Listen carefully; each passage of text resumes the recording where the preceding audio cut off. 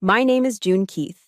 I am 41 years old, and I have built a career rising from the daughter of a grease-stained mechanic to a brigadier general in the United States Air Force. For years, I poured my time, my money, and my loyalty into keeping my family happy, especially after my father remarried. But none of that rank, none of those medals, could protect me from the most humiliating moment of my life at the Grand Hyatt Gala that night. My stepmother, Lynn, her eyes manic with jealousy, lunged at me through a crowd of high society guests. She screamed, "You are a thief!" And then, with violent force, she ripped the brooch right off my shoulder. The gold pin tore through the fabric and sliced into my skin. But that physical pain was nothing compared to the shame of seeing my father standing there, looking down at his shoes in silence, just as he has done for the last 15 years. Have you ever been discarded or humiliated by the very people you sacrificed everything for? If yes, share your experience in the comments. Believe me, you are not alone. Before I dive into exactly what happened, let me know where you're tuning in from. And if you've ever had to stand up for yourself after being disrespected, hit that like button and subscribe for more real stories about boundaries, self-worth, and taking your power back. What happened after that night might not be what you expect. The air inside the Grand Hyatt ballroom that evening was thick, suffocatingly so. It smelled of expensive roast beef, heavy floral centerpieces, and the unmistakable scent of old money, a mixture of Chanel No. 5 and entitlement. I stood near the center of the room, holding a flute of sparkling water that I had no intention of drinking. I was the guest of honor, technically. I was wearing my Air Force mess dress, the formal evening uniform. It's a midnight blue shell, stiff with starch and tradition, adorned with the silver star on my shoulder that I had worked 2 decades to earn. To the outside world, I looked like a fortress, strong, disciplined, impenetrable. But inside that stiff wool uniform, I was just June, the little girl who desperately wanted her dad to be proud of her. I felt a shift in the room's atmosphere before I even saw her. It was like the temperature dropped 10 degrees. Lynn entered the ballroom. She was 52, but she fought the aging process with a desperation that was painful to watch. She was wearing a dress that was entirely too red and entirely too tight for a formal military gala. It was a look-at-me dress. She had a glass of Chardonnay in one hand, her third or fourth, judging by the slight sway in her step. And she made a beeline for me. My father, Thomas, trailed behind her like a shadow. He looked uncomfortable in his rented tuxedo, his rough mechanic's hands fidgeting with his cufflinks. He caught my eye for a fleeting second, gave a weak, apologetic half-smile, and then looked away. That was my dad. The enabler. The man who would set himself on fire just to keep Lynn warm. Well, Lynn's voice was a sugary purr that didn't reach her cold, calculating eyes. She stepped into my personal space, close enough that I could smell the stale gin beneath her perfume. Don't you look severe? I straightened my back, a reflex from basic training. Hello, Lynn. Hello, Dad. Lynn looked me up and down, her lip curling in distaste as she surveyed my uniform. To her, this wasn't a symbol of service. It was a costume that stole attention away from her. She leaned in, dropping her voice to a whisper so the nearby colonel and his wife couldn't hear. You look like a man in that get-up, June, she hissed, her smile never wavering for the public to see. Honestly, it's embarrassing. Your mother would be ashamed to see you looking so hard, so unlovable. The words were precision strikes, aimed at the softest parts of my armor. She knew exactly where to hit. She knew my deepest insecurity was that I had traded my femininity for my rank, that I had become the fixer, who didn't need love, only orders. I clenched my jaw so hard I felt a molar crack. This is a uniform, Lynn. It commands respect. Respect? She laughed, a brittle, high-pitched sound. You think these people respect you? They pity you, an old maid playing soldier. Just then, a senator approached us. He didn't know the toxicity swirling between us. He smiled broadly, extending a hand to me. General Keith, he boomed. I just wanted to say, that speech you gave earlier about sacrifice, moving, truly moving, your family must be incredibly proud. The senator turned to Lynn and my dad. "You must be beaming." That was the spark. I saw it happen in Lynn's eyes. The attention was on me. The praise was for me. The narcissistic injury was too much for her to bear. Her face flushed a blotchy, angry red. "Proud?" Lynn's voice wasn't a whisper anymore. It was rising, shrill, and jagged. "Why should we be proud?" The conversation in our immediate circle died. The senator looked confused. "I beg your pardon."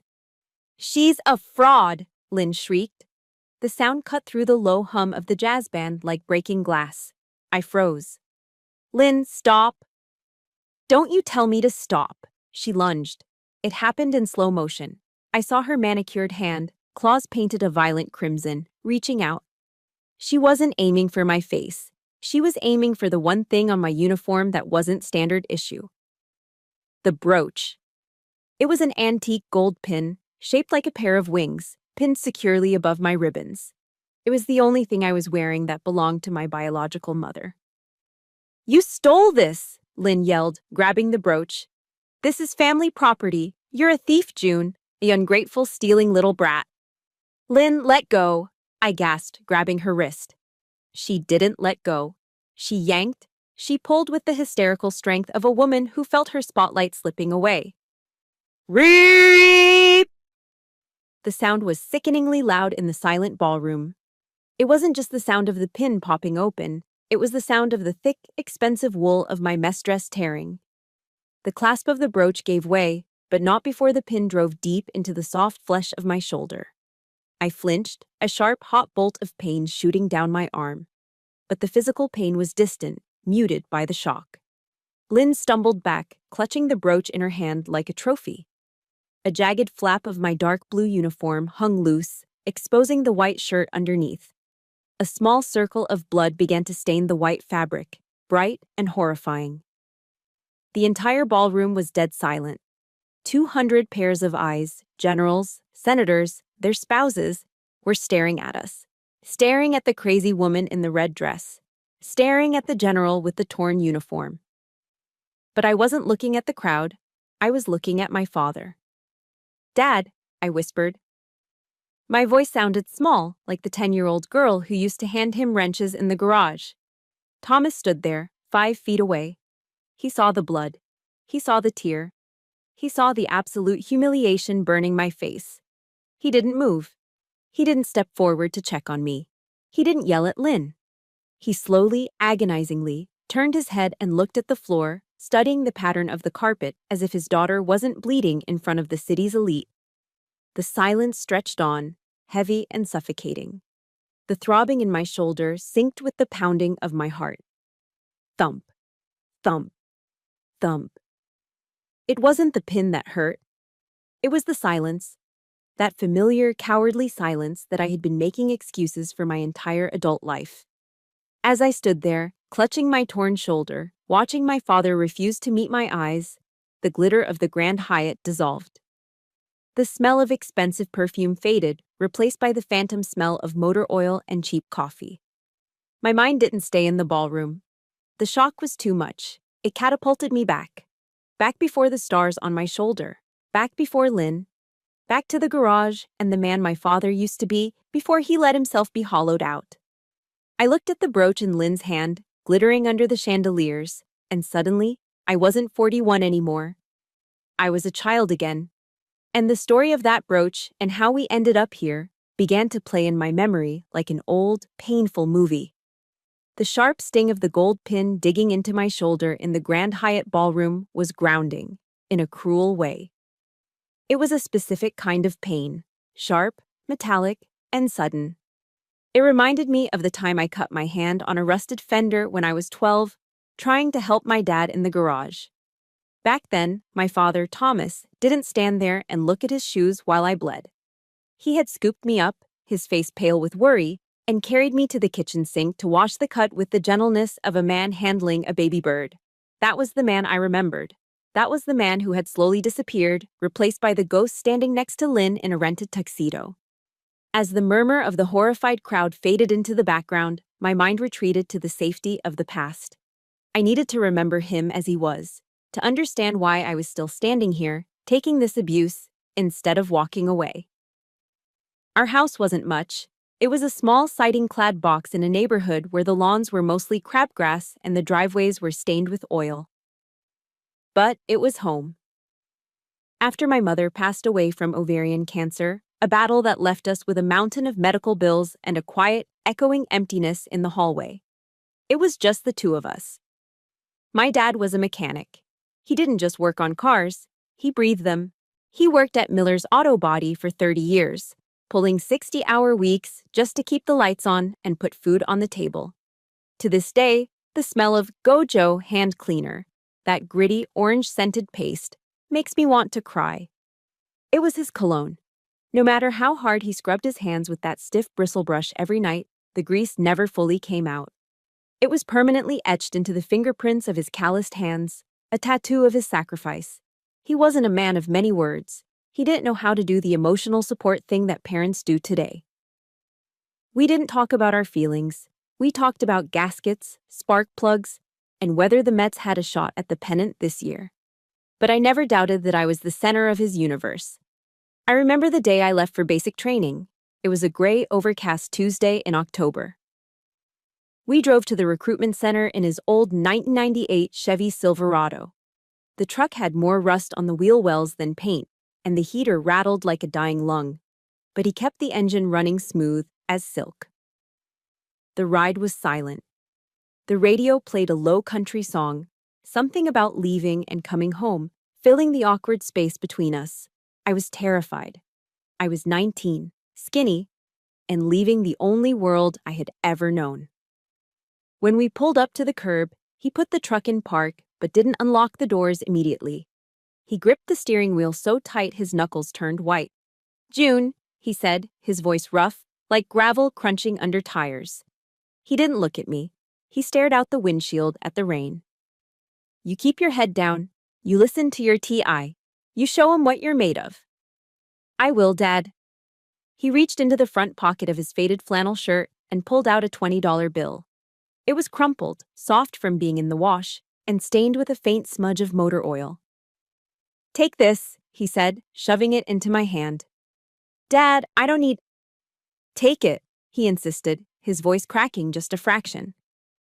"For food on the road, or a phone card, just take it." I knew that $20 was probably his lunch money for the next week. I knew he would be eating peanut butter sandwiches until payday. I took the bill, fighting back tears, and shoved it into my pocket. That $20 felt heavier than the duffel bag I carried on my back. It was the weight of his love, expressed in the only currency he had. Years later, when I was deployed to Iraq, his letters became my lifeline. They weren't poetic. They were written on lined notebook paper, usually with a blue ballpoint pen that skipped. "Dear June, hope you are safe. Replace the transmission on Mrs. Higgins's Buick today. Took 4 hours. The dog misses you. I miss you. Love, Dad." Short, simple. But every time I opened one of those envelopes, I could smell the faint scent of cigarette smoke and engine oil. And it felt like a hug. I found out later from a neighbor that he had slapped a giant bumper sticker on that rusted Chevy. "My daughter protects your freedom, U.S. Air Force." He would point it out to anyone at the grocery store, beaming with a pride that made his tired eyes light up. But pride doesn't cure loneliness. When I came home on leave after my second tour, I saw the toll the years had taken. I walked into the house unannounced and found him sitting in his recliner in the dark. The only light came from the flickering blue glow of the television. He was eating a hungry man frozen dinner, rubbery Salisbury steak and dry corn, straight out of the foil tray. The house was silent. The silence of a man who had no one to tell about his day, no one to ask him if he was tired, no one to share that cheap, watery coffee with in the morning. My heart broke right there in the living room doorway. I felt guilty. I was out building a career, seeing the world, becoming an officer, and he was here, fading away in the blue light of the TV. "Dad," I had said, sitting on the armrest of his chair, "you can't live like this. You need to get out. Join a club. Go to the VFW dances. find a companion. I pushed him. I pushed him because I loved him. I pushed him because I didn't want him to die alone in that recliner. I want to pause here and ask you guys something. Have you ever encouraged a parent to start dating again because you were worried about them, only to regret it later? Or do you miss the version of your parents before a toxic partner took over? If this resonates with you, please hit that like button and comment, "I remember" below. It's a small way to honor the people they used to be before everything changed. I didn't know it then, but that push was the beginning of the end. I thought I was saving him from loneliness. I thought I was helping him find happiness. Instead, I was unlocking the front door and rolling out the red carpet for the devil. I stood there in the Grand Hyatt, the torn fabric of my uniform hanging loose, and I looked at the man studding the carpet. I asked myself the question that haunts me every single night. Where did the man who gave me his last $20 go? He was gone. And in a twisted, heartbreaking way, I knew it was my fault. I had wanted him to find a partner. Well, he found one. And now she was wearing a red dress, holding my mother's brooch, and smiling like she had just won a war. But the war wasn't over. In fact, as I watched Lynn's smug satisfaction, I realized something. The war had just begun.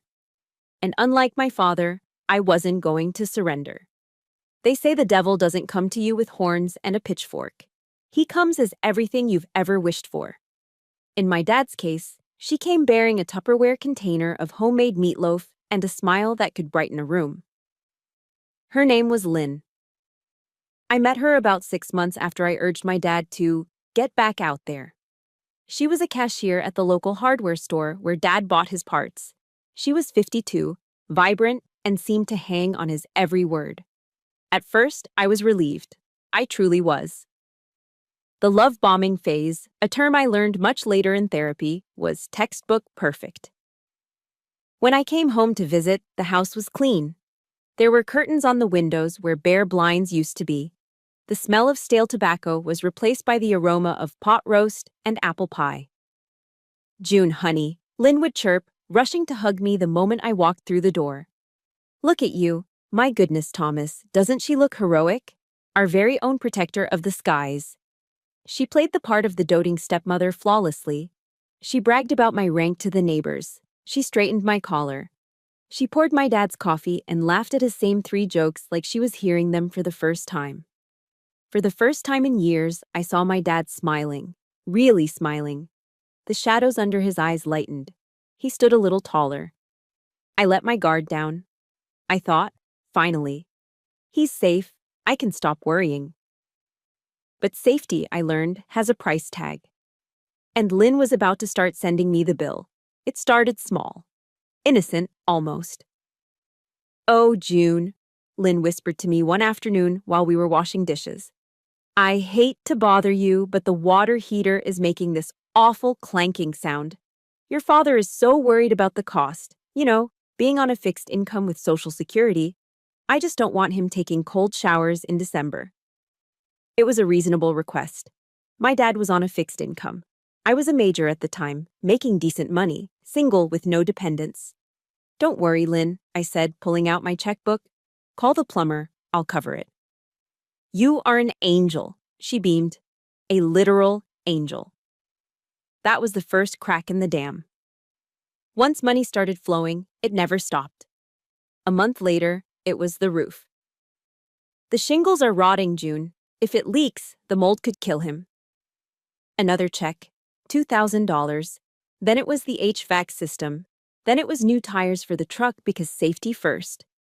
Every time I wrote a check, I told myself I was doing it for Dad. I was being the good daughter. I was the fixer. But looking back, I realized I wasn't paying for repairs. I was paying for access to my father. I was paying a subscription fee to keep him happy. The turning point, the moment the mask truly slipped, happened 2 years in. Dad had a health scare. He collapsed in the yard. It turned out to be severe dehydration and a minor arrhythmia. But at his age, it was terrifying. I was stationed in Germany at the time and flew back immediately, my stomach in knots the entire flight. The American healthcare system is a beast, even with insurance. By the time I got to the hospital, the administrative vultures were already circling. There were copays, out-of-network fees, and a massive deductible that hadn't been met. I found Lynn in the cafeteria, looking frazzled but oddly put together, wearing a brand new outfit I knew my dad couldn't afford. "Thank God you're here," she said, skipping the hug. "They're talking about discharging him tomorrow, but he's not ready. And the bill? June. They want $3,000 up front for the deductible before they'll schedule his follow-up stress test." $3,000. That was a significant chunk of my savings at the time. I had been saving for a down payment on a small condo near the base. I didn't hesitate. I walked to the billing department and slapped my credit card down. I signed the receipt, feeling the weight of the debt settle onto my shoulders, but telling myself it was worth it. My dad was alive. I walked back to the hospital room, receipt in hand, expecting relief, maybe a thank you. Dad was in the bed, looking pale and small among the wires. Lynn was sitting in the visitor's chair, flipping through a magazine. "It's taken care of," I said, my voice thick with jet lag. "I paid the $3,000. He gets the test." Dad looked at me, tears welling in his eyes. "June, you didn't have to." "Shh," I squeezed his hand. "It's fine, Dad." "Well," Lynn interrupted, snapping her magazine shut. She didn't look at me. She looked around the room, her nose crinkled in disgust. "Since you're spending all that money, couldn't you have sprung for a private room?" "This semi-private is disgusting.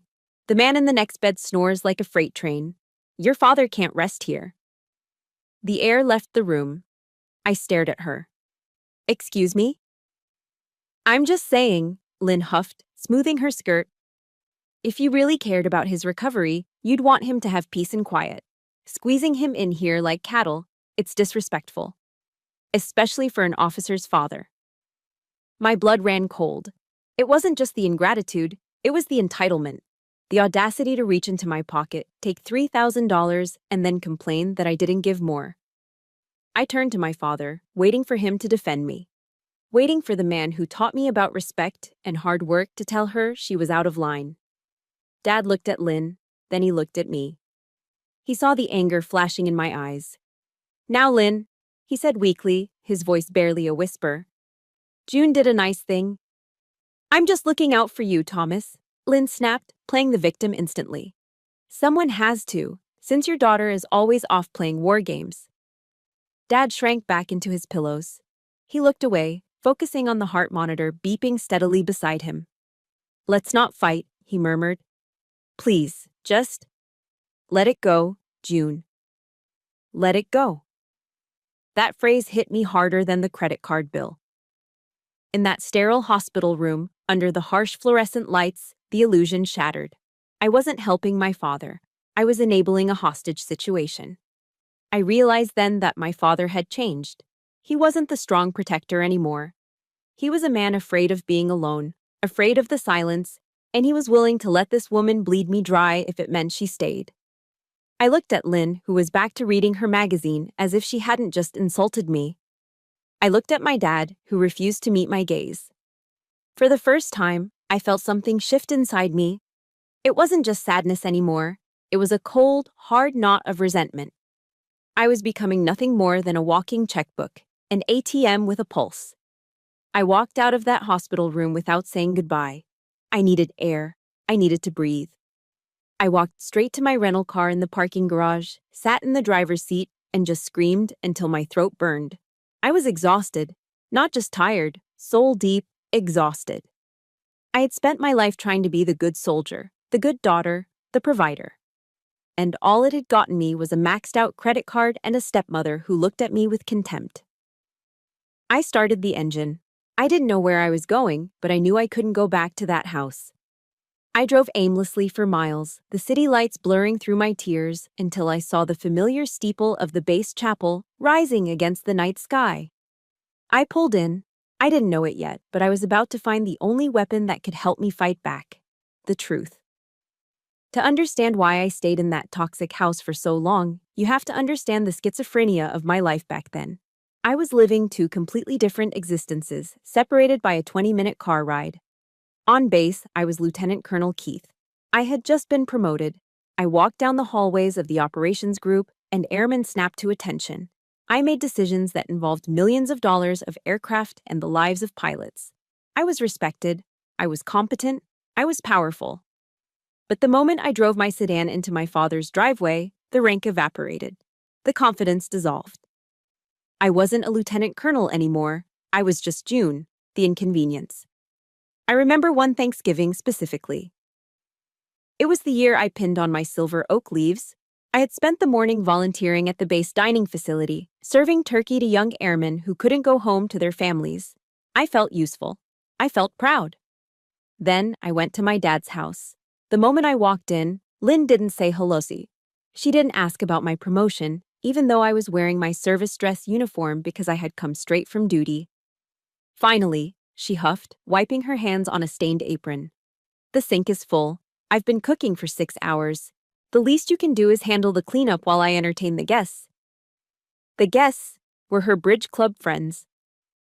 My dad was in the living room, eyes glued to the Cowboys game, drinking a beer. He didn't look up. So, the lieutenant colonel took off her service coat, rolled up the sleeves of her blue shirt, and spent 3 hours scrubbing gravy pans and scraping cranberry sauce off china plates. At one point, I accidentally chipped a wine glass while washing it.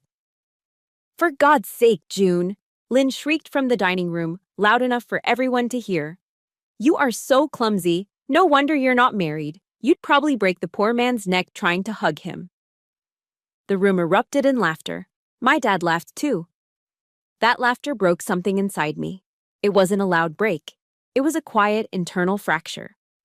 I finished the dishes, dried my hands, put my service coat back on, and walked out the back door without saying a word. I drove. I couldn't go home to my empty apartment, and I couldn't go back to that house.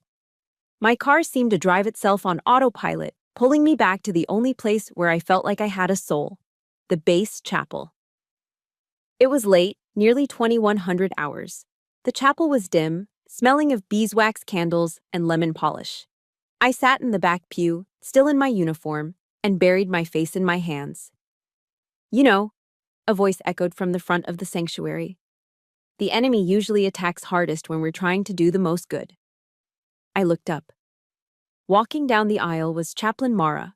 She was a lieutenant colonel, like me, but she carried an authority that had nothing to do with rank. She was an African-American woman in her 60s, with eyes that had seen combat zones and broken hearts, and she possessed a stillness that made you feel like you were standing on holy ground. "Chaplain," I wiped my eyes hastily, trying to compose myself. "I'm sorry. I didn't know anyone was here." Mara sat down in the pew in front of me, turning to face me. She didn't offer a tissue. She offered the truth. "I saw your promotion ceremony, June," she said, her voice like warm honey and gravel. "You looked like a lioness. So why are you sitting here crying like a lost lamb?" "Because I'm a fraud," I whispered. The confession tumbled out. "I command respect out there, Mara. But at home, I'm nobody. I let them treat me like dirt, and I take it. Because the Bible says to honor your father and mother. And I'm terrified that if I stop helping them, if I stop paying, if I stop taking the abuse, I'm a bad daughter. I'm a sinner." Mara looked at me for a long time. She reached out and tapped the silver oak leaf on my collar. "June, let me ask you something. When you send pilots into a storm, do you send them in naked? Or do you make sure they have protection?" "Protection, of course," I said. "Then why do you walk into that house defenseless?" She leaned in, her expression fierce. "The Bible does say to honor your parents, but nowhere does it say you must offer yourself up as a human sacrifice to their dysfunction. Honoring them means respecting their role in giving you life. It does not mean letting them destroy the life you were given." She opened the small Bible she carried. Ephesians 6:11. "Put on the full armor of God so that you can take your stand against the devil's schemes." Mara closed the book. "Sometimes the devil isn't a shadowy figure, June. Sometimes the schemes look like guilt trips, manipulation, and financial abuse. God gave you armor, your dignity, your boundaries, your self-worth. Taking that armor off when you walk through your father's door isn't piety. It's surrender." I sat there stunned. I had always thought setting boundaries was an act of rebellion. Mara was telling me it was an act of spiritual warfare. What do I do? I asked, my voice trembling. They are all I have. No, Mara said firmly. They are your biology. We are your family. The people who respect you. The people who see you. She stood up and looked at my bare uniform shirt. You need a reminder. A physical reminder of who you are. So when that woman tries to tear you down, you remember that you are protected. I have my rank, I said. Rank is for the Air Force. Mara shook her head. You need something for June. Did your mother, your real mother, leave you anything? A brooch, I said, thinking of the gold wings tucked away in my jewelry box.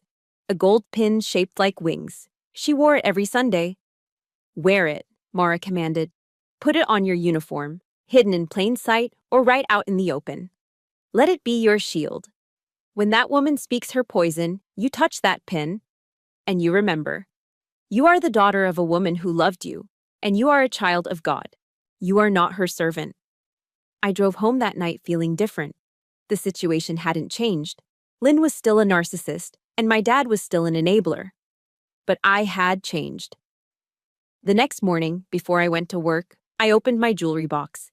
I took out the gold wing brooch. I pinned it right above my ribbons. It wasn't regulation, strictly speaking, but I didn't care. It felt heavy. It felt like a shield. I didn't know it then, but by pinning that brooch to my chest, I wasn't just accessorizing. I was drawing a line in the sand. And I was giving Lynn a target. Because nothing infuriates a narcissist more than seeing their victim find a backbone. The thing about wearing armor is that it doesn't just protect you. It provokes the people who are used to seeing you defenseless. After my talk with Chaplain Mara, I started wearing my mother's gold wing brooch every time I visited my father. It was a small rebellion, a shiny golden declaration that I belonged to a history Lynn couldn't touch. And Lynn hated it. Narcissists have a sixth sense for independence. They can smell it like a shark smells blood in the water. The moment I stopped seeking her approval, her campaign to destroy my reputation shifted into overdrive. It started with the rewriting of history. A few weeks after Thanksgiving, I stopped by the house on a Sunday afternoon. Lynn was hosting a garden party for the neighborhood ladies, a group of women who drank too much iced tea and traded gossip like currency. I walked around the side of the house to the patio and froze. Lynn was holding court, a glass of wine in her hand, her voice pitched just loud enough to carry. It's just so hard, you know? Lynn sighed, dabbing at a dry eye. I sacrificed my prime years to raise that girl. I gave up my career to make sure she had a mother figure. And now that she's a big-shot officer, she hardly visits. She treats Thomas like an ATM. It breaks my heart, really. Ungrateful. I stood there, my hand gripping the cold metal of the gate. She raised me. I was 25 when she met my father. She hadn't sacrificed a single day. In fact, I was the one paying for the very patio furniture she was sitting on. I wanted to storm in there. I wanted to scream the truth. But I felt the weight of the brooch on my chest, and I remembered Mara's words. Do not engage with the enemy on their terrain. I turned around and walked away. But silence has a price. By not fighting back, I let her paint me as the villain in my own hometown. The Cold War turned hot inside the house a week later. It was over the brooch. We were in the living room. I was helping Dad set up his new cable box, another bill I was paying. Lynn walked in, her eyes immediately locking onto the gold wings pinned to my sweater. You know, she said, her voice dripping with fake concern, that pin is awfully tacky. It looks like costume jewelry you'd buy at a garage sale. It belonged to my mother, I said calmly, not looking up from the remote. Well, bless her heart, Lynn sneered. But it clashes with your outfit. It makes you look old, June. Why don't you let me put it away for safekeeping? I have a jewelry box in the back where I keep the less valuable things. No, I said. The air in the room vanished. Excuse me? Lynn's voice dropped an octave. I said no. I'm wearing it. It stays with me. Lynn didn't scream. Not yet. She turned to my father, her face crumpling into a mask of wounded fragility. Thomas, do you hear how she speaks to me? I try to help her fashion sense, and she snaps at me, in my own home. My dad looked up from his newspaper. He looked tired. He looked smaller than I remembered. He looked at Lynn winding herself up for a tantrum, and then he looked at me, standing firm for the first time in years. I waited. I waited for him to say, "Lynn, leave her alone. That was her mother's." Instead, he took a deep breath and let it out. A long, defeated sigh. "June," he said softly. "Come on. Don't cause a scene. Dee Dee is just trying to help." "She called Mom's brooch tacky, Dad," I said, my voice trembling. "She didn't mean it like that," he lied. He stood up and walked over to me, lowering his voice so Lynn wouldn't hear. "Look, honey, just take it off while you're here. Please? You know how she gets. She's getting older, her nerves are bad. Just let it go." For me? To keep the peace? Just let it go. Those 4 words were worse than any insult Lynn could have thrown. My father wasn't asking for peace, he was asking for my submission. He was asking me to erase my mother, erase my dignity, just so he wouldn't have to deal with his wife's mood swings. He was trading my self-worth for his quiet evening.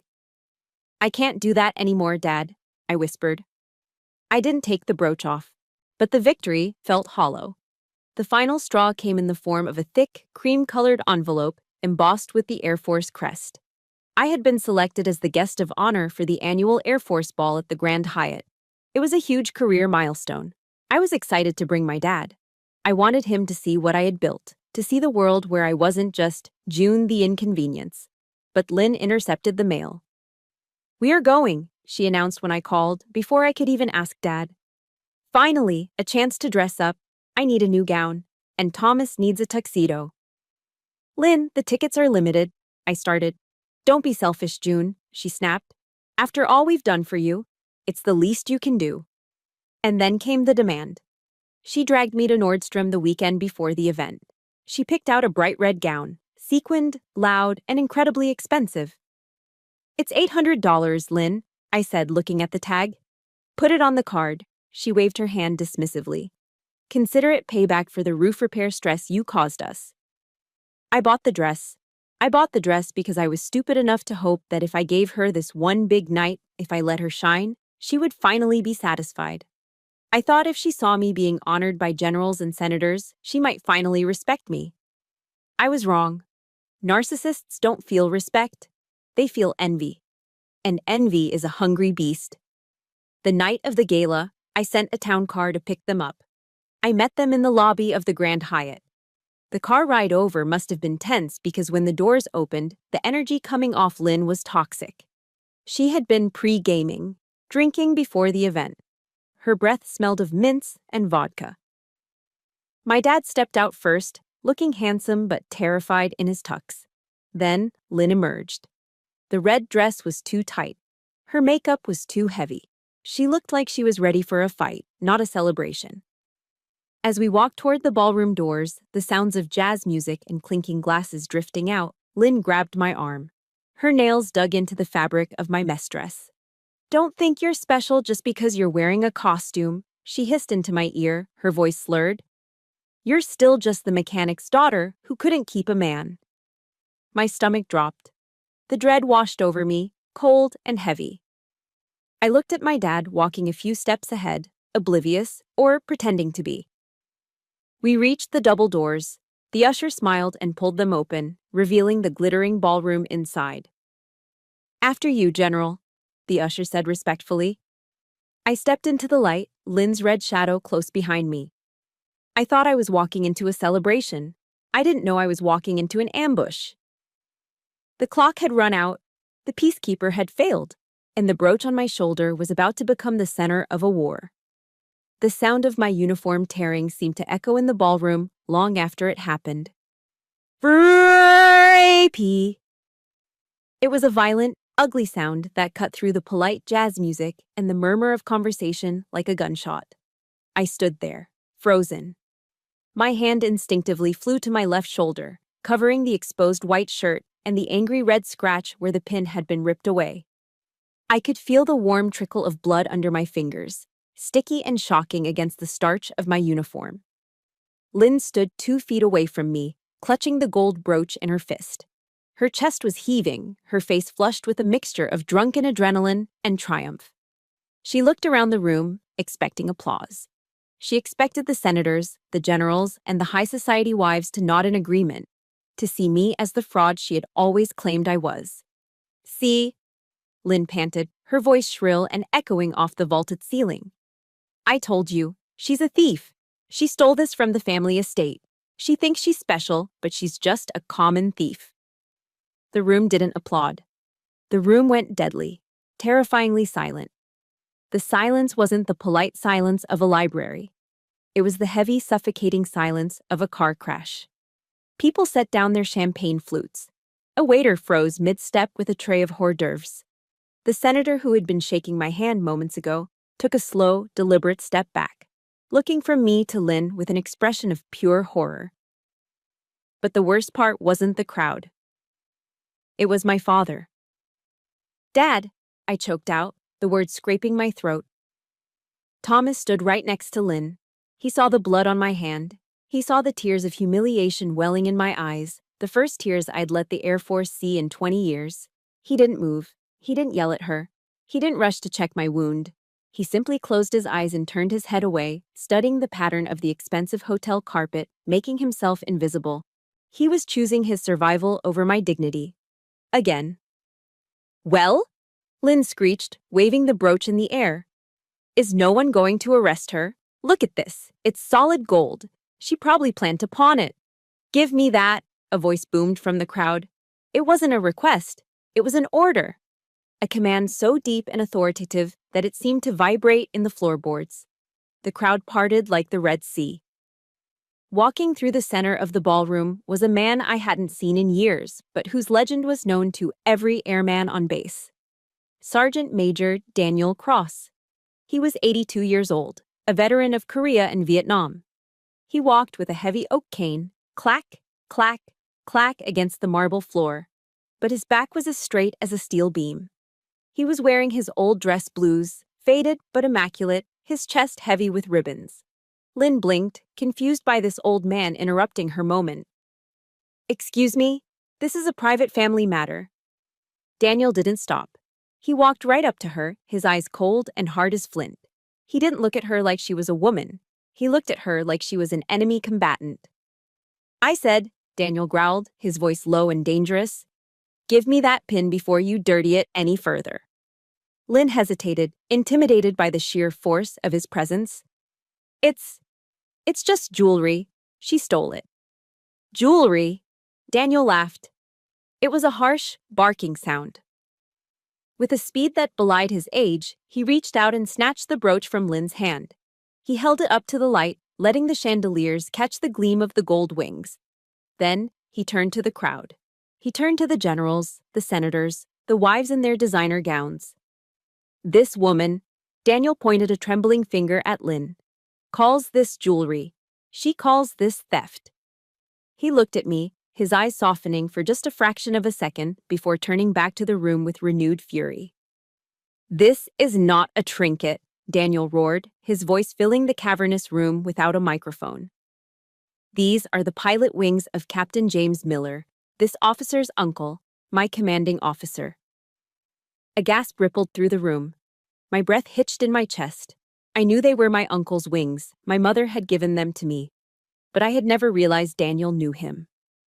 "Captain Miller didn't come home from Normandy," Daniel continued, his voice shaking with emotion. "He died keeping his burning plane in the air long enough for his crew to bail out. He was awarded the Medal of Honor posthumously for that action. These wings were cut from his uniform before they buried him." He turned slowly to Lynn, who had gone pale beneath her heavy makeup. The red flush of victory was draining from her face, replaced by the gray pallor of fear. "This general," Daniel gestured to me, "wears these wings to honor a bloodline of heroes. She wears them because she serves the same flag he died for." He took a step toward Lynn, forcing her to stumble back in her high heels. "And you?" Daniel spat the word out like poison. "You dare to call her a thief? You dare to put your hands on her uniform? On this history?" I didn't know." Lynn stammered, looking around for support. She looked at my dad. Thomas, tell him I didn't know. But the room had turned. The social tide had shifted violently. The eyes that had been judging me were now locked on Lynn with absolute disgust. The senator looked at her like she was something he had stepped in on the sidewalk. You didn't know because you don't care, Daniel said, his voice dropping to a whisper that was somehow louder than a scream. You are a small, petty woman standing in the shadow of giants. You don't deserve to breathe the same air as this officer. Daniel turned to the hotel security guards who had quietly appeared at the edge of the circle. Get this trash out of my sight, Daniel ordered. No, wait, Lynn cried, reaching for my father.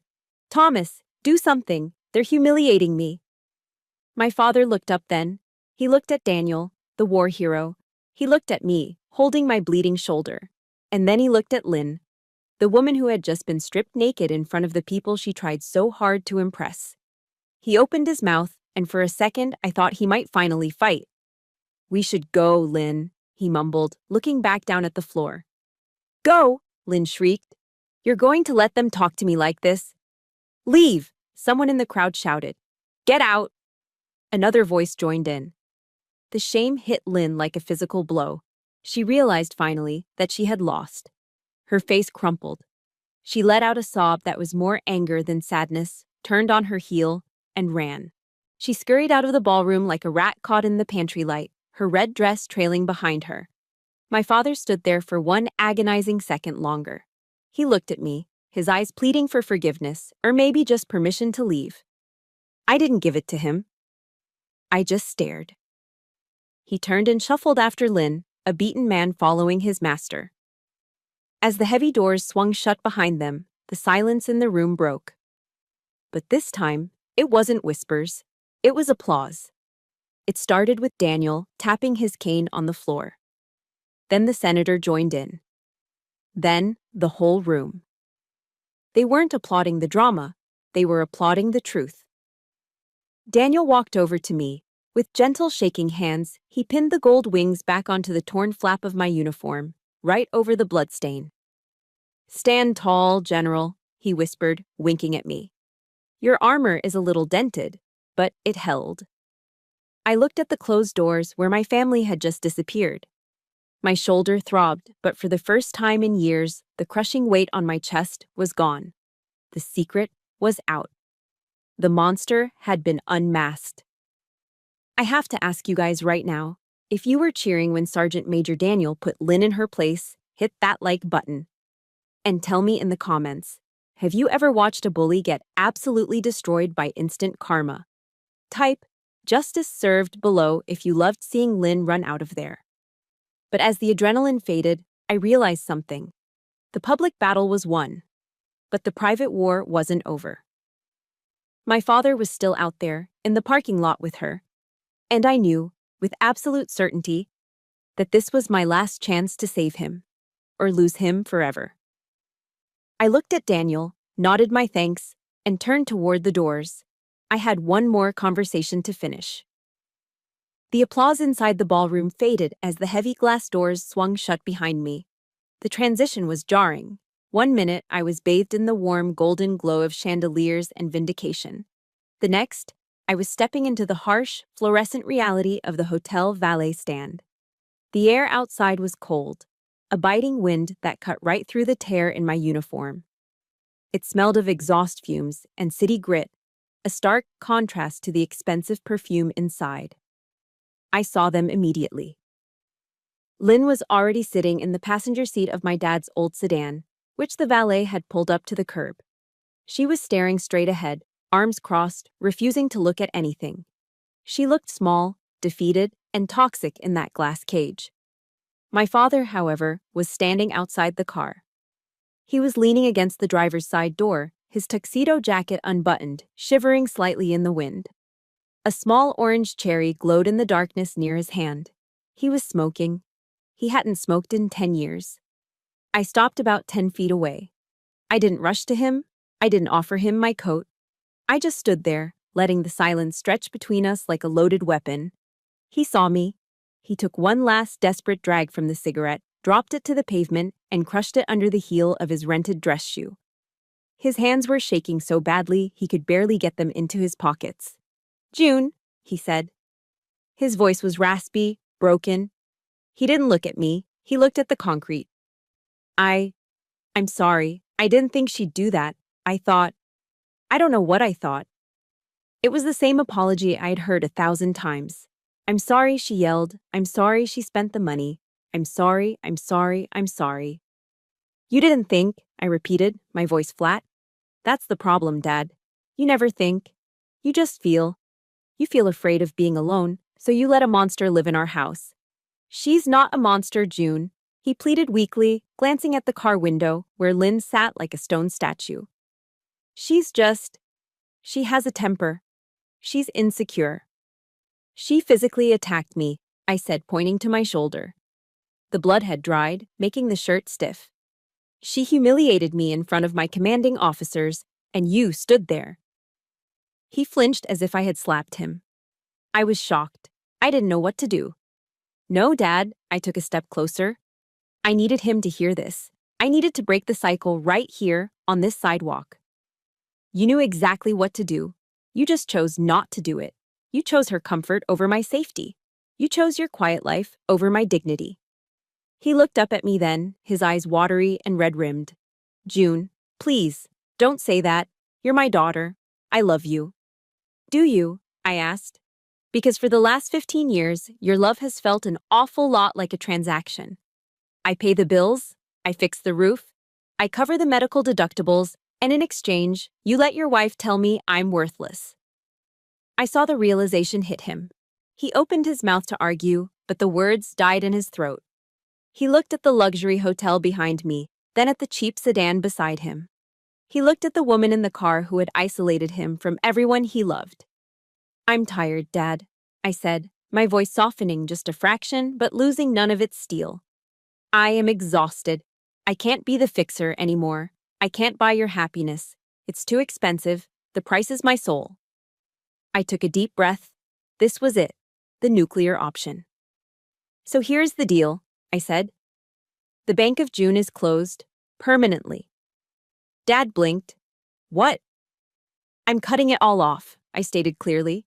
"The credit cards, the payments for the house repairs, the insurance supplements, everything.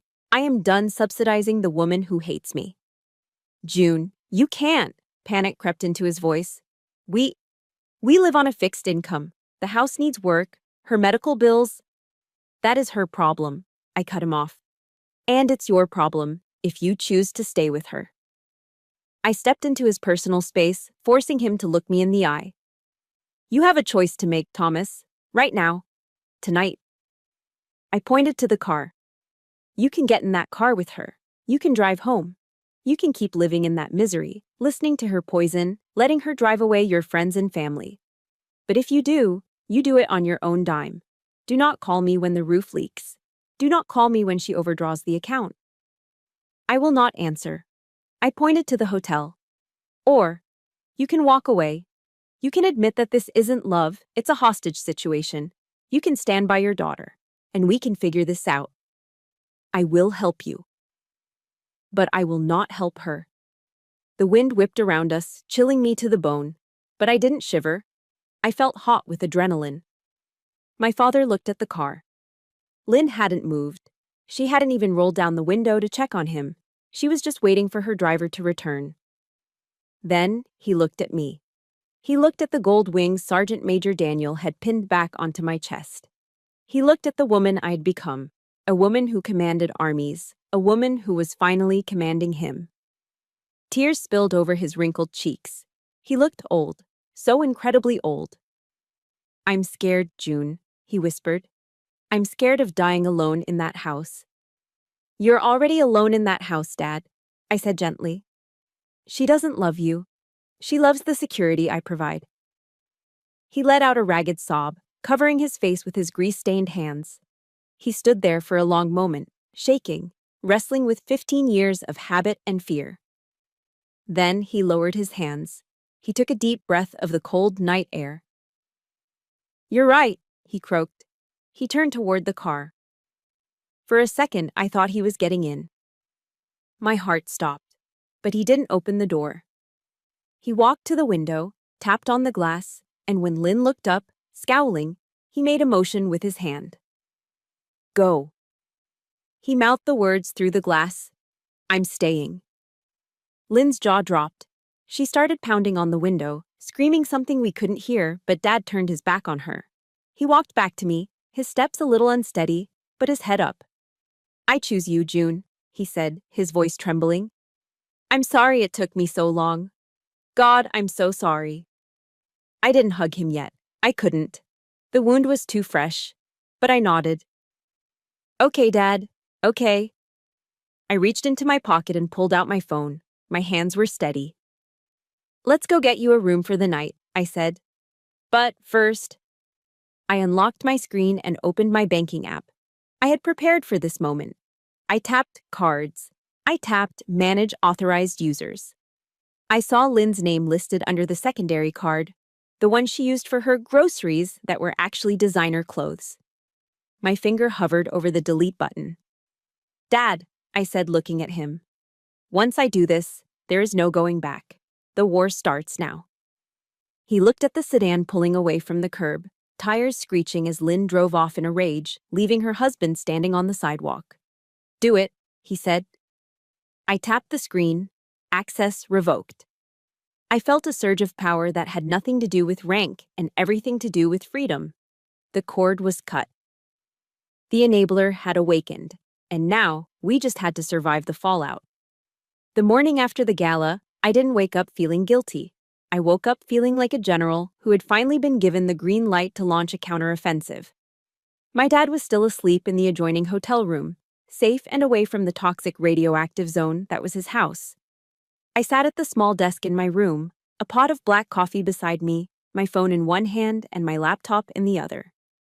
It was 800 hours. The banks were open. I didn't scream. I didn't cry. I executed. Yes, this is June Keith, I said into the phone, my voice steady. I am the primary account holder for the Visa signature card ending in 4489. I need to remove an authorized user. Yes, immediately. Click. One tentacle cut. This is regarding the utility service at 124 Maple Drive, I told the power company representative next. I am canceling the auto pay linked to my checking account, effective today. Please switch the billing responsibility back to the resident. Click. Another tentacle cut. I went down the list with ruthless efficiency. The premium cable package Lynn demanded so she could watch her reality shows? Cancelled. The landscaping service I paid for because Lynn refused to mow the lawn? Cancelled. The monthly transfer to the joint checking account? Stopped. By Aero 900, I had severed every financial artery that connected me to Lynn. I had turned off the tap. I poured a second cup of coffee, feeling a strange, lightheaded buzz. It was the feeling of taking back 15 years of my life. But I knew the retaliation was coming. In psychology, they call it an extinction burst. When a toddler, or a narcissist, realizes their tantrums no longer work, they don't calm down. They escalate. And when they can't control you directly, they try to control how others see you. At 09:15, the first text message arrived. Ding. It wasn't from Lynn. It was from my Aunt Becky, my dad's sister, who hadn't called me on my birthday in a decade, but somehow always knew when family drama occurred. June, I just got off the phone with Lynn. She is hysterical. How could you humiliate her like that? Leaving her at a hotel? Cutting off their funds? You are a wealthy woman, June. Don't be greedy. God sees everything. My stomach tightened. The guilt button. She was mashing it hard. Ding. Another one, this time from my cousin Mike, a man who still lived in his mother's basement. Heard you think you're better than everyone now that you have a star on your shoulder. Leaving your parents to starve? That's elder abuse. You should be ashamed. Ding, ding, ding. The phone began to vibrate across the desk like an angry hornet. Lynn had activated the flying monkeys. Her army of enablers and gossips recruited to do her dirty work. She had spun a narrative where she was the victim, abandoned by the cruel, rich stepdaughter. I stared at the screen, watching the hate pour in. Ungrateful brat. After all she did for you. Your father is heartbroken. My fingers hovered over the keyboard. The urge to defend myself was overwhelming. I wanted to type back, I paid for the roof over her head. She physically attacked me. She stole my mother's medals. I typed out a paragraph to Aunt Becky, shaking with rage. Then, I stopped. I heard Chaplain Mara's voice in my head, clear as a bell. Do not explain yourself to people who are committed to misunderstanding you. Your silence is a boundary. If I responded, I was giving them what they wanted. Supply. I was engaging in the drama. I took a deep breath, deleted the paragraph, and did something I had never been brave enough to do before. I didn't reply. I tapped the small eye icon in the corner of the message thread. I scrolled down to the bottom in red text. Block caller. I pressed it. Aunt Becky was gone. I opened Mike's message. Block caller. I opened the messages from the neighbors Lynn had poisoned against me. Block, block, block. With every tap of my finger, the noise lessened. It was like shutting doors in a burning building, sealing off the smoke. I wasn't just blocking phone numbers. I was blocking the negativity, the manipulation, and the expectation that I had to explain my existence to anyone. By 10:30 a.m., my phone was silent. I'd built a digital fortress. Meanwhile, across town, the reality of my actions was hitting Lynn in the most visceral way possible. I found out later from a neighbor what happened.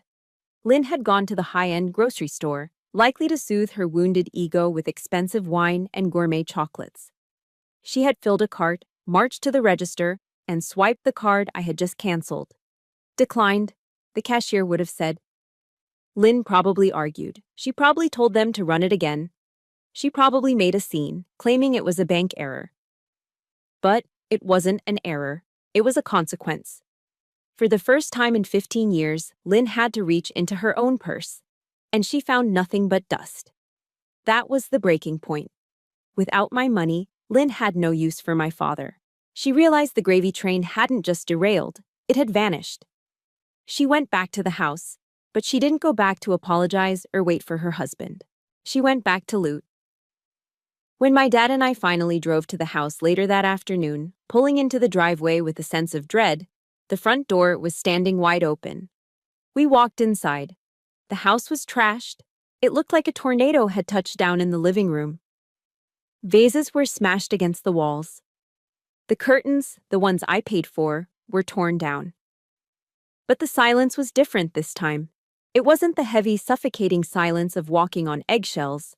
It was the hollow, echoing silence of emptiness. The TV was gone.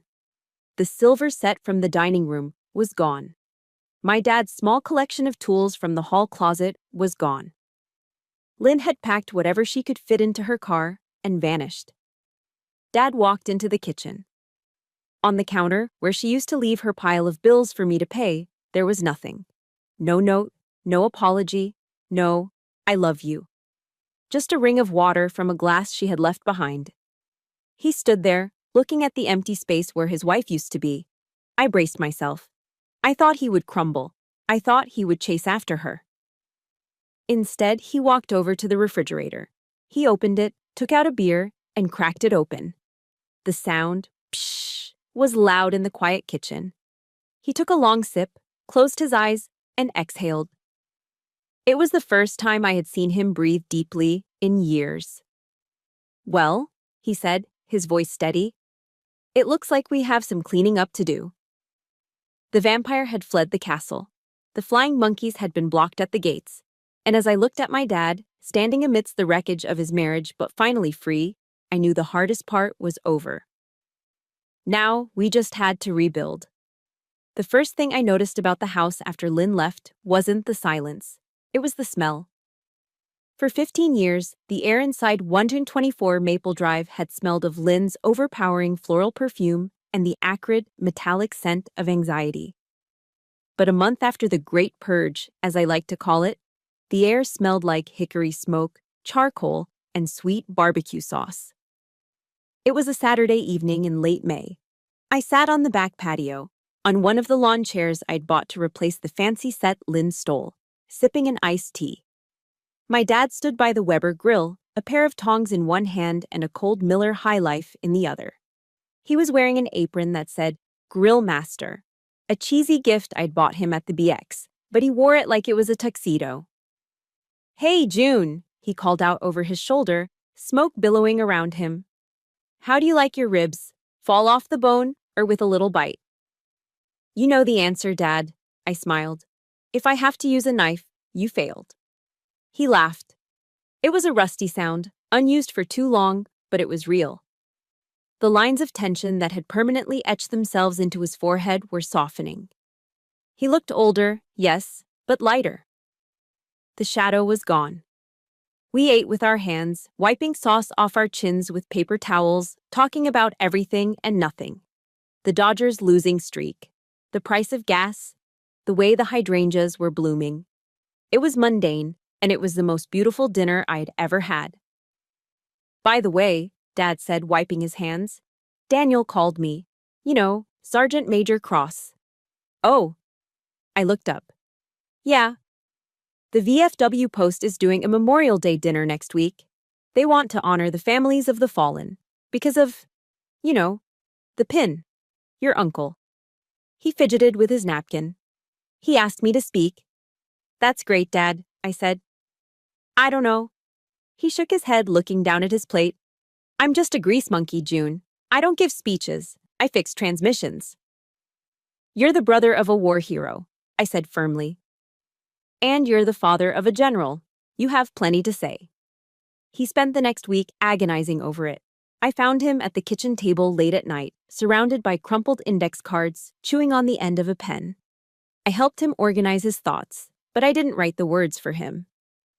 This was his mission. The night of the event, the VFW Post 442 was packed. It was exactly as I remembered from childhood: wood-paneled walls covered in black and white photos, the smell of floor wax and stale beer, and the low murmur of men who had seen too much. The air was thick with patriotism and cheap cologne. I sat at the front table, wearing my service dress uniform. Dad sat next to me in a suit I had bought him, one that actually fit. He was shaking. I could see the paper in his hands trembling like a leaf in a storm. "Breathe," I whispered, squeezing his knee under the table. "Next up," the post commander announced from the small stage, "a man whose family has given more than their fair share to this country, Mr. Thomas Keith." Dad stood up.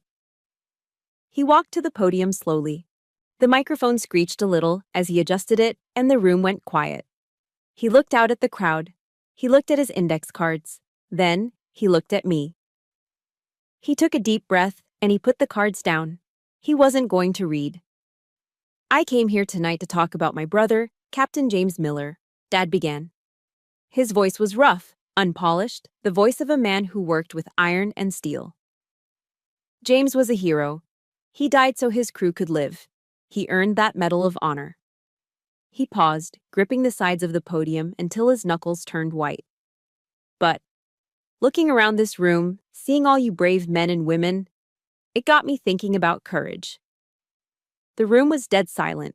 Even the ice machine in the back seemed to stop humming. "For the last 15 years, I thought I was a good man," Dad continued, his voice cracking. "I went to work. I paid my taxes. I kept the peace in my house. But I learned recently that keeping the peace isn't the same thing as being brave." My heart started to pound. I hadn't seen this on the index cards. "I watched a war happen in my own living room," Dad said, tears glistening in his eyes under the harsh stage lights. "I watched a woman I married tear down the person I love most in this world. And I stood there. I stood there and looked at my shoes because I was afraid of being alone." He looked directly at me then. He didn't blink. "My brother James died fighting enemies abroad. But my daughter June," he pointed at me, "she fought a war in her own home. She fought for her dignity. She fought for my safety.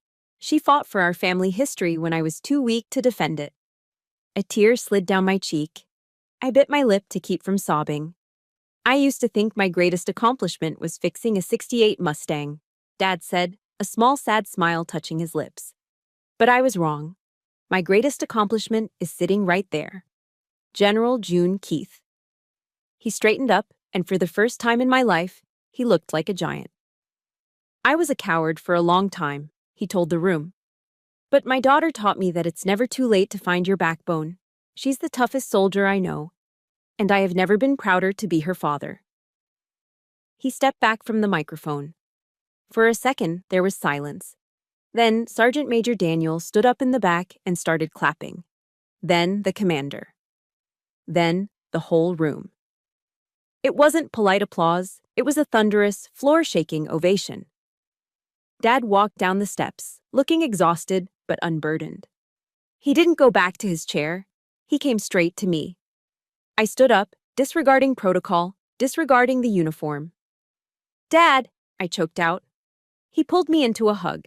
He smelled of Old Spice, starch, and just a faint hint of the garage. It was the smell of my childhood. He squeezed me so hard I thought my ribs might crack, but I didn't care.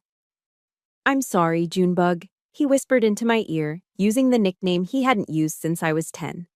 "I see you. I finally see you." I buried my face in his shoulder and let go. I let go of the anger. I let go of the resentment about the money.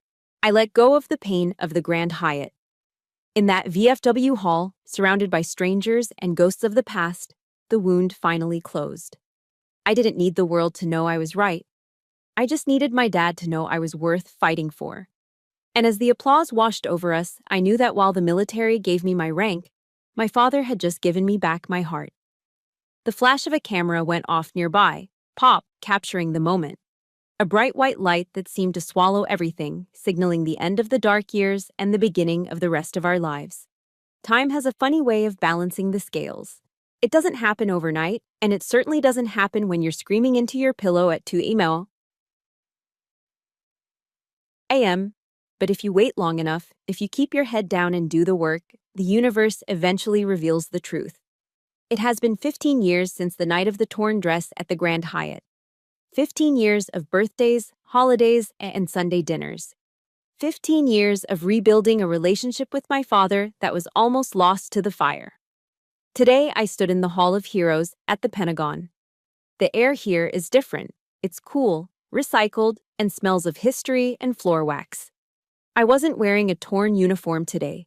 I was wearing a pristine service dress coat, the fabric crisp and flawless. I stood at attention as the Air Force Chief of Staff read the orders. Appointing Major General June Keith to the grade of Lieutenant General. 3 stars. I looked down at the front row. Sitting there, in a wheelchair with a portable oxygen tank hooked to the back, was my father. He was 89 years old now. His hair was snow white, and his hands, those hands that used to be permanently stained with grease, were spotted with age and shaking with Parkinson's. But his eyes? His eyes were clear blue steel.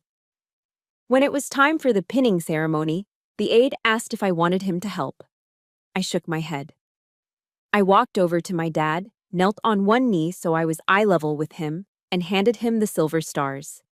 It took him a long time. His fingers fumbled with the clasp. The room waited in respectful silence. No one rushed him. Finally, he clicked the stars onto my epaulets. He patted my shoulder, his hand heavy and warm. "You did good, Junebug." He wheezed, his voice weak but filled with 15 years of made-up time. "You did good." I kissed his cheek. "We did good, Dad." The reception afterwards was a blur of handshakes, cake, and flashes from photographers. I felt light. I felt complete. As the crowd began to thin out, I stepped into the outer hallway to catch my breath. The late afternoon sun was streaming through the windows, bathing the marble floors in gold. That's when I saw the ghost. Standing near the security checkpoint, arguing softly with a guard, was a woman. At first, I didn't recognize her. She was stooped over, leaning heavily on a cane. Her clothes were mismatched, a faded floral blouse and gray slacks that looked like they came from a donation bin. Her hair, once dyed a fierce, aggressive blonde, was thin and gray, pulled back in a messy bun. But then she turned, and I saw the eyes. They were sunken and dull, but the hunger was still there. It was Lynn. She saw me. Her eyes widened, taking in the 3 stars on my shoulder, the entourage of aides in the distance, the sheer power radiating from me. She pushed past the guard, who looked at me for a signal. I held up a hand. It's okay. She limped over to me. She smelled of mothballs and stale cigarettes. The glamour, the red dress, the arrogance. It was all gone, eaten away by years of bitterness and burnt bridges. June, she croaked. Her voice was thin, reedy. Look at you, a general. I always knew you had it in you. I didn't smile. I didn't frown. I just looked at her with the clinical detachment of a doctor examining an old scar. Hello, Lynn. I saw it in the paper, she said, clutching her cheap handbag. The promotion. I told the ladies at the center. That's my girl. I raised her. The lie didn't even make me angry anymore. It just made me sad. What do you want, Lynn? I asked gently. Her face crumbled. The mask of pride slipped, revealing the terrified, lonely woman underneath. I'm not doing so well, June. The state housing is awful. The heater doesn't work. And your father? I heard he's living with you now, in that big house. He is, I said. I miss him, she sniffled, reaching out a trembling hand to touch my sleeve. I made mistakes, June. I know that. But we're family. Don't I deserve a second chance? Can I just see him? Just for 5 minutes. I looked at her hand, the same hand that had ripped the brooch from my shoulder 15 years ago. I looked at her face, pleading for an entry point, looking for a crack in the armor where she could slip back in and start the cycle all over again. I thought about the years of therapy. I thought about the nights I held my dad while he cried, recovering from her emotional abuse. No, I said. The word hung in the golden light, soft but immovable as a mountain. No. She blinked, tears forming in her eyes. But I thought you were a Christian woman. I thought you believed in forgiveness. I do, I said, and I meant it. I forgive you, Lynn. She brightened, stepping forward. Oh, June. I held up a hand to stop her. I forgive you, I repeated. I forgive you because I refuse to carry the rock of hating you in my pocket for one more day. I forgive you for my own peace, not for your comfort.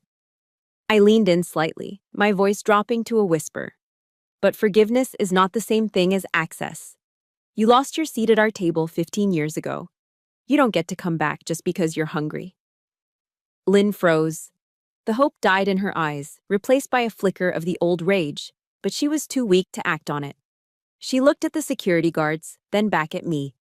She realized finally that she had no power here. She was a ghost haunting a house that no longer existed. Goodbye, Lynn, I said.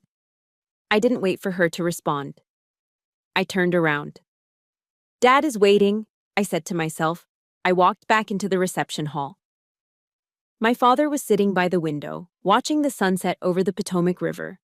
When he saw me coming, his face lit up. I walked over and took the handles of his wheelchair. Who was that? He asked, his voice raspy. I thought I saw someone in the hall. I looked back one last time. The hallway was empty. The ghost was gone. Nobody, Dad, I smiled, releasing the brake on his chair. Just a shadow from a long time ago. It's gone now. I pushed him forward, out of the shadows and into the warm, golden light of the late afternoon sun. We had survived. We had won. And most importantly, we were free. Looking back, the most expensive lesson I learned wasn't at the Air Force Academy. It was in that parking lot with my father. For years, I believed that love meant setting myself on fire just to keep others warm. I thought saying no was an act of betrayal. But I was wrong. The truth is, we teach people how to treat us. Setting a boundary isn't an act of war. It is an act of self-respect. You can love your family from a distance if being close to them destroys your spirit. Your peace is worth more than their approval. Now, I want to turn this over to you. I know many of you are fighting your own battles in silence right now. If my story gave you even a little bit of courage to stand up for yourself, please hit that like button. It helps this message reach the people who need it most. And drop a comment below. Have you ever had to cut ties with a family member to save your own sanity? I want to read your stories. Don't forget to subscribe for more journeys of truth and resilience. Remember, you are the general of your own life. Dismiss